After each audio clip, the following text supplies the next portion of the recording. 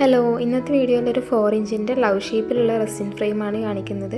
ഇതിൻ്റെ base layer ഞാൻ already set ചെയ്തെടുത്തിട്ടുണ്ട്. ഇനി ഇതിലേക്ക് 7x6 cm പ്രിൻറ്റ് ചെയ്തെടുത്ത ഫോട്ടോസും നെയിംസും ആണ് ആഡ് ചെയ്ത് കൊടുക്കുന്നത്. പിന്നെ റെസിൻ്റെ തന്നെ മോഡൽ ചെയ്തെടുത്ത ഫ്ലവേഴ്സും ആഡ് ചെയ്തിട്ടുണ്ട്. ഇതൊക്കെ ഫ്ലെക്സ് കിക്ക് യൂസ് ചെയ്തിട്ട് നല്ല രീതിയിൽ സ്റ്റിക്ക് ചെയ്ത് കൊടുത്തിട്ടുണ്ട്. പിന്നെ ഇതിൻ്റെ ബോർഡറായിട്ട് ഗ്ലിറ്റേഴ്സാണ് ആഡ് ചെയ്ത് കൊടുത്തിട്ടുള്ളത്. ഇനി റെസിന് മെഷർ ചെയ്യാം.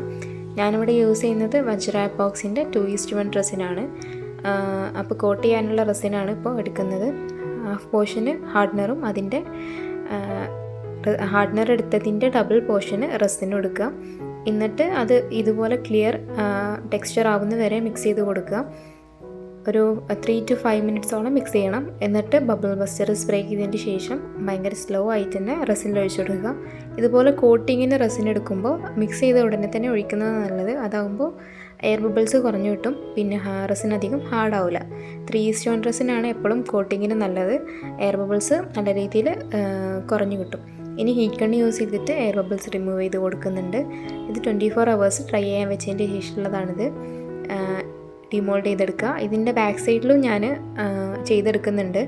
ബാക്ക് സൈഡിൽ ചെയ്ത് എടുത്തപ്പോൾ അതിൻ്റെ റെസിൻ്റെ ഡ്രിപ്പിങ്സ് ഒന്നും ഫ്രണ്ടിലേക്ക് വരണ്ടാന്ന് വെച്ചിട്ട് ഞാൻ ഫെവിക്കോൾ യൂസ് ചെയ്തിട്ട് ഇതുപോലെ മൊത്തത്തിൽ കവർ ചെയ്തെടുത്തിട്ടുണ്ടായിരുന്നു. അത് ഇതുപോലെ ഈസി ആയിട്ട് നമുക്ക് പീൽ ഓഫ് ചെയ്തെടുക്കാം.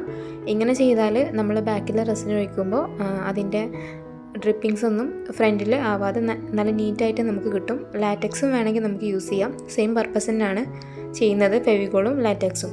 അപ്പോൾ ഇതാണ് ഫൈനൽ ലുക്ക് വന്നിട്ടുള്ളത്. ഇനി ഇതിൽ ഡ്രില്ലർ യൂസ് ചെയ്തിട്ട് ഒരു ഹോൾ ഉണ്ടാക്കി എടുത്തിട്ടുണ്ട്. അതിൽ ഐപിൻ ഇൻസേർട്ട് ചെയ്തിട്ടാണ് ഹാങ് ചെയ്യുന്നത്. അപ്പോൾ ഇതാണ് ഫൈനൽ ലുക്ക് വരുന്നത്. Thank you for watching.